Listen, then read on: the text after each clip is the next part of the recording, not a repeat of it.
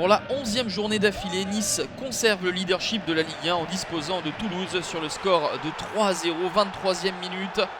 La longue diagonale de Dante pour Pléa qui signe son 9e but de la saison. 3 minutes plus tard, nouvelle diagonale de Dante pour Belhanda cette fois-ci.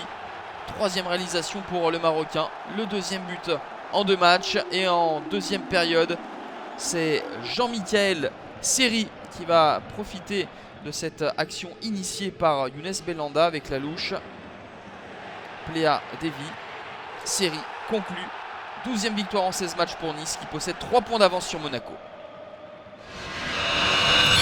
Monaco qui continue d'enfiler les buts comme des perles avec une moyenne de 3 buts par match, 49 depuis le début de la saison, soit la meilleure attaque d'Europe. Bastia n'a pas résisté longtemps, après 10 minutes c'est Mbappé qui marque le but du 1-0 et en 2e période 4 buts vont être inscrits en moins de 15 minutes.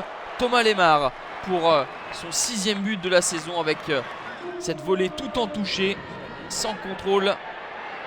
Kylian Mbappé va ensuite offrir un superbe ballon de but pour Radamel Falcao pour le 3-0. Falcao va s'offrir un doublé et porter son total de buts à 7. 7 comme le nombre de buts de Carrillo, l'Argentin, auteur du but final de l'ASM. 5-0, Bastia qui n'a plus gagné depuis 9 matchs est barragiste. C'est le gros coup de cette 16e journée, la victoire de Montpellier à la Mosson 3-0 face au PSG. Les Parisiens n'avaient plus connu pareil revers depuis octobre 2011 face à l'OM. Montpellier réaliste qui a concrétisé presque toutes ses tentatives cadrées. 42e minute, Paul Lannes lobe Alphonse Areola. À la 48e minute, c'est Sanson qui sert le Tunisien Skiri pour une frappe splendide, 2-0.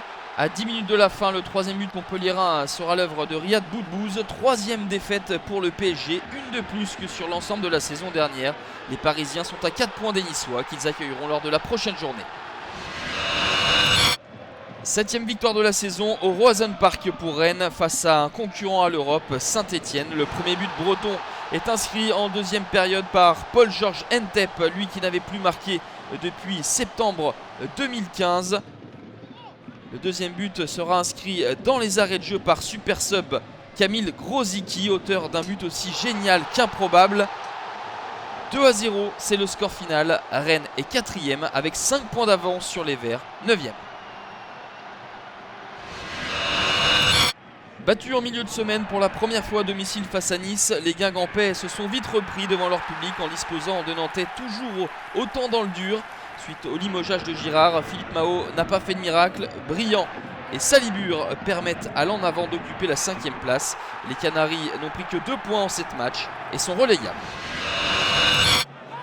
Tout avait pourtant bien commencé pour Metz lorsqu'après une demi-heure de jeu, Gauthier Hein marquait son premier but en Ligue 1 qui permettait à Metz de mener 1-0 face à Lyon. Mais dans la continuité de cette ouverture du score, des jets de pétard sur Anthony Lopez ont contraint M. Jaffredo d'interrompre momentanément puis définitivement cette rencontre.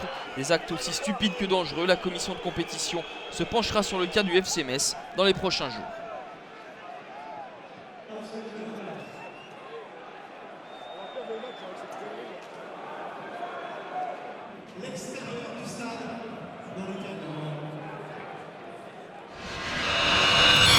Bordeaux surpris à domicile par des Lillois revigorés depuis l'intérim de Patrick Collot. Le LOSC s'impose 1-0 grâce à Nicolas Depréville.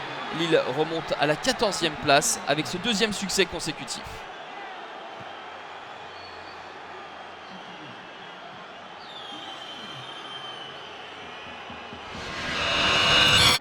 L'OM signe sa plus large victoire de la saison en finissant par faire plier les Nancéens en 2e période.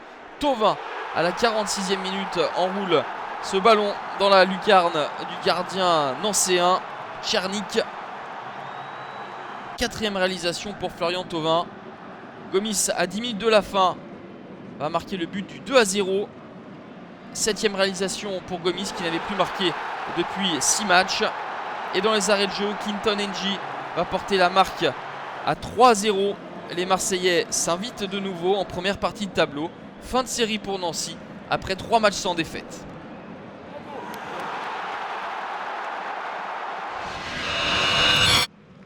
Avec 7 points pris en 3 matchs, les Lorientais sont toujours lanterne rouge, mais ont réduit l'écart avec les concurrents au maintien. Les hommes de Casoni ont obtenu un bon nul du côté d'Angers. C'est Sylvain Marvaux qui ouvre le score pour les Lorientais. Égalisation sur penalty pour Angers. La faute de Le Goff sur Ndoye. Famara Diédiou, le meilleur buteur du SCO, prend Delecroix à contre-pied et marque ici son 6e but de la saison.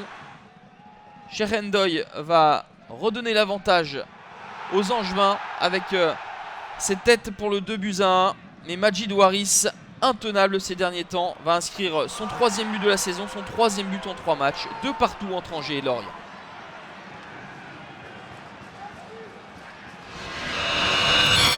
C'est l'un des matchs les plus spectaculaires de cette saison. Ce sont les Canets et Dijonais qui nous l'ont livré. Santini ouvre le score à la 24e minute. Égalisation 2 minutes plus tard par Pierre Lesmelou suite à cette ingénieuse talonnade de Julio Tavares. Caen va repasser devant avec ce geste génial d'Ivan Santini. Doublé pour le Croate, 7e réalisation depuis le début de la saison. En supériorité numérique suite à l'exclusion d'Arnold Boukamoutou, Caen va s'envoler en fin de première période avec le but de Karamo. Mais étonnamment, Caen va s'effondrer en encaissant 2 buts en deuxième période. Johnny et puis Yaya contre son camp. 3 partout score final. Les supporters de Malherbe, furieux, demanderont même des comptes à leurs joueurs à la fin de la rencontre. 29 buts inscrits en 9 matchs lors de cette 16e journée, un seul match nul, une seule victoire à l'extérieur, pour le reste que des victoires à domicile avec Montpellier, l'OM, Rennes ou encore Monaco, sans oublier le leader niçois. Le leader niçois qui possède 3 points d'avance sur Monaco et 4 sur le PSG. La Bretagne au pied du podium avec Rennes et Guingamp. Lyon avec un match de moins glisse à la 6e place. L'OM réapparaît en première partie de tableau. C'est donc Angers qui glisse en deuxième partie de classement. Metz, un match de moins en l'attente de sa décision du match interrompu contre l'OL, est 13e. Lille respire, Bastia barragiste, Nantes relégable avec 1 point d'avance sur Lorient. Lors de la prochaine journée en ouverture, Dijon accueille l'OM. Le samedi, gros test pour Monaco à Bordeaux. Dimanche, Lyon affronte Rennes. Et en clôture, le bouillant PSG Nice.